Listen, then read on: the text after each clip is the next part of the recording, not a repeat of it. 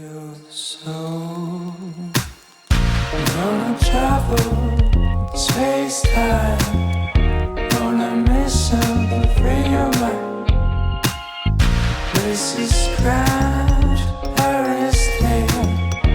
Feel like Jonah in the wind. And like a twister on the rise. Gonna wipe out all your ties. There's no shelter from this chill.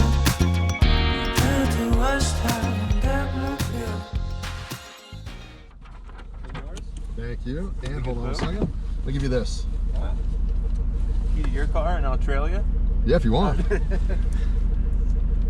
Nice. Yeah, that actually, there's a, so my knees are usually up against the dash in the old Vantage, right? Mm-hmm. That's a lot more space. Mm-hmm. That's about where it stops and it starts pushing you forward for the recline. Mm-hmm. It's about where I like to be on this. So actually, it's quite comfortable. The bolster still is a little wide, like I'm a little wide for the bolsters. Okay. That's my biggest complaint. Let's start. So we've actually, unlike the previous model, we've actually disengaged the sports button to affect the engine management system and the suspension.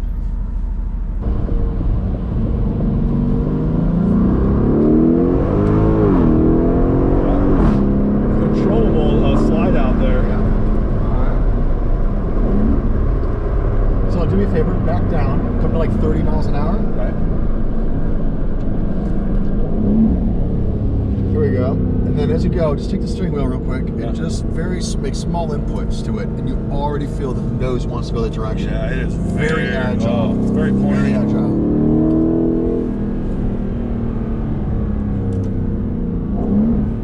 It'll go down to the gear when it's ready for the gear, Correct. the right RPM. Yep. Now it does rev match as well. So if, for example, if you're tracking this car, and this is the one I actually prefer too out of all the whole lineup, even the DBS, you say you're like flying 6th gear, hard to the brakes, right before you turn in, you hit and hold the left paddle, it'll rev match on the way in, so you don't have to worry about it, so you can easily get out, very which is nice. Yep. So you do me a favor, go ahead and hit the shock absorber button by your left thumb. Okay. It's a significant one. There we go. So that all of a sudden firms it up a bit. It's more. Yeah. And then hold the right side paddle for 2 seconds. There we go. Just I want to shift it over to automatic briefly. We'll turn right here at the stoplight, and then when I tell you to hit the S button under normal acceleration, go ahead and do so. Hit the S button? Yep. Under This normal. one right here? Not yet. Yep. Okay. I'm so used to pulling paddles with all my cars. I rarely drive in auto on anything. I only do that for this, so you can feel the difference when the car hits it. Because if you shift it with the paddles and say you do it too early, you're not going to feel the difference. This spec's very close to that DB11 I was looking at. Very close, yeah. I was wondering, did he know, or did he just happen to pull this one out? Yeah, he's a tricky one. I wouldn't put it past him if he was like, hey, here's an option. So when we begin to go and you have a moment, just accelerate like you normally would. Okay. Well. Under normal conditions. Yeah, in traffic, yeah. Yes. Okay. All right, and get ready to hit the S button. Not yet, and now. Ah, there's a difference. So that all of a sudden it got more aggressive in the shift and the throttle response. Correct. Definitely. Yep, makes more as you felt the pedal move below your foot. You heard the baffles now open up, and then the shifting is going to be much more quicker. Yeah.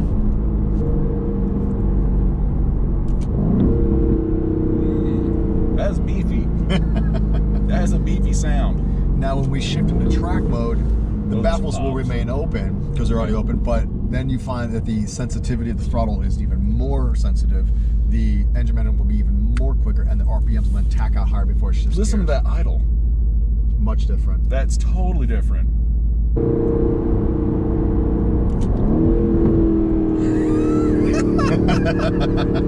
Nice gunshot.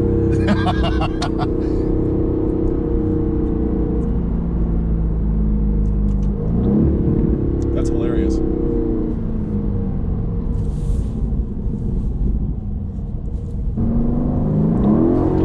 S button. S button.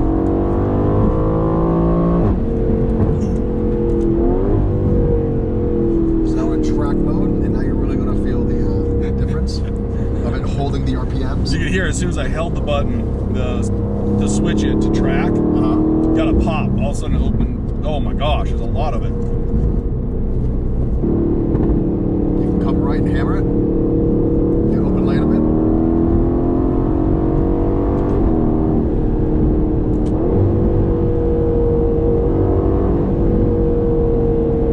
So now hold the right paddle for 2 seconds. Okay. Okay. So I want you to see it. There we go. Go. Just stop it. Yep. Ooh, good downshift. Yeah. So it itself And is pretty. let's do it. Hang on to the gear because we're in track mode. In auto, so it's gonna upshift, downshift. It's gonna do all that for What it me. needs, yes. Yes. A lot of people like going to paddles, and it's funny because I'm like, oh, it's not maximizing the car. Yeah, it knows the better gear than you do. It is smarter than you. You said that, not me. But yes. That's only about half throttle. Yeah, that is manufactured because it's letting a little more fuel into the pipe while it's hot, right? But I like it. I mean, it's well done. I did argue in one video because I was totally against like the F-Type and all. It's like totally overdone. And Zach goes, what about the Huracan? Isn't that kind of like? And I'm like, yeah, but it's really good. So this falls in with the Huracan. Good. On exhaust mode. Yeah, that's not overdone. It's just the right amount. Just the right amount of exhaust pop. Yeah. This is where I'm going blind. Losing my eyesight. So going west here. Over here? Yeah. And when I say hit the brakes, hit the brakes. I mean, like right before ABS. And keep going, keep going, keep going. Now, brake. There we go. Let it roll.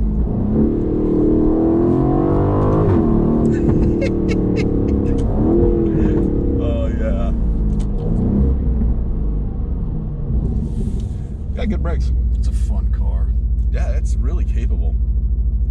I honestly can't speak about other cars with such like passion as I do Aston. I appreciate other cars. Don't get me wrong. Zach and I were talking about it this morning because we own Lamborghini, McLaren, Ferrari between us and Maserati. If I had to pick one brand to which I would like build my collection around, it'd be Aston Martin. Really? Yep. That's cool.